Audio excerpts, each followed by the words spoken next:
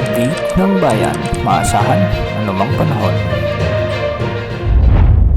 Magandang araw po sa ating lahat. Narito na ang pinakauling update sa binabantayan nating dalawang LPA na nasa silangan ng ating bansa at sa habagat na nagdadala ngayon ng mga pag-ulan sa maraming lugar sa ating kapuluan. So dalawang LPA nga ang nabuo sa silangan ng bansa. Una rito ay huling namataan sa layong 1,220 kilometers silangan ng southeastern Luzon. Ayon sa Pag-asa, nasa katamtaman ang tsansa nitong lumakas bilang bagyo sa susunod na 24 oras. Ang isa naman ay huling namataan sa layong 405 kilometers silangan ng Calayan, Cagayan. Pareho itong nasa katamtaman ng tsansang lumakas bilang bagyo sa susunod na 24 oras. Kung pagbabasehan naman natin ang mga ginagamit nating global wind models ay sa mga susunod na araw ay posibleng lumakas o magsanib ang dalawang LPA na ito at posibleng tawagin bilang bagyong Dante, ang ikaapat na bagyo sa loob ng PAR ngayong 2025.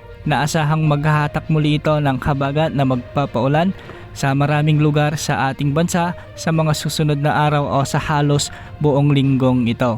Hindi naman ito nakikitang tatama sa anumang bahagi ng ating bansa, ngunit nga paiigtingin na naman nito ang mga pag-ulang dala ng habagat. At ngayong araw nga, dahil sa habagat, maraming lugar ang patuloy na nakakaranas ng mga pag-ulan, lalong-lalo na sa Metro Manila, Calabarzon, kasama na ang Zambales, Bataan, Pampanga, Bulacan at Occidental Mindoro. Ang mga lugar na ito ay nakakaranas na ng mga malalakas hanggang sa matitinding pag-ulan, kaya posible ang banta ng mga pagbaha at pagguho ng lupa.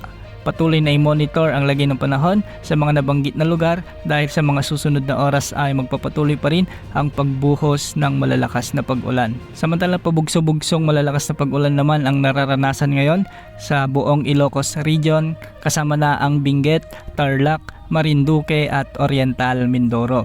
Ang mga lugar ding ito ay pinapayuhang maging alerto sa posibilidad ng mga pagbaha at pagguho ng lupa kung may mga katamtaman at malalakas na pag-ulan. At dahil naman sa trough ng LPA, asahan naman ang maulap na kalangitan na may mga kalat-kalat na pag-ulan at thunderstorms sa buong Cagayan Valley. Hindi rin inaalis ang banta ng mga biglaang pagbaha at pagguho ng lupa, lalo na kung may mga katamtaman at minsan ay malalakas na pag-ulan. Samantala, maulap na papawirin na may mga kalat-kalat na pag-ulan at thunderstorms naman ang inaasahan sa buong Visayas, ang nalalabing bahagi ng Luzon, Zamboanga Peninsula kasama ng Caraga Region, Northern Mindanao at Davao Region. Dulot pa rin ito ng umiiral na habagat o southwest monsoon. Samantala, sa nalalabing bahagi naman ng Mindanao ay magiging bagyang maulap hanggang sa maulap ang mga kalangitan na may mga tsansa ng mga kalat-kalat na pag-ulan at thunderstorms dulot ng habagat. Hindi rin inaalis ang banta ng mga biglang pagbaha at pagguho ng lupa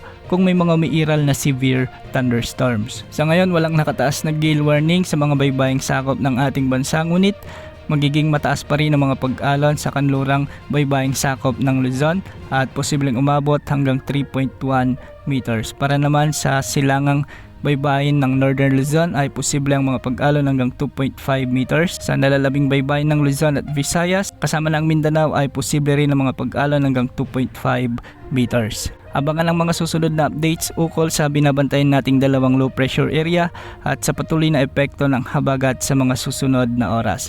Yan muna ang lagi ng panahon ngayon. Ito po ang weather update ng bayan, maasahan anumang panahon.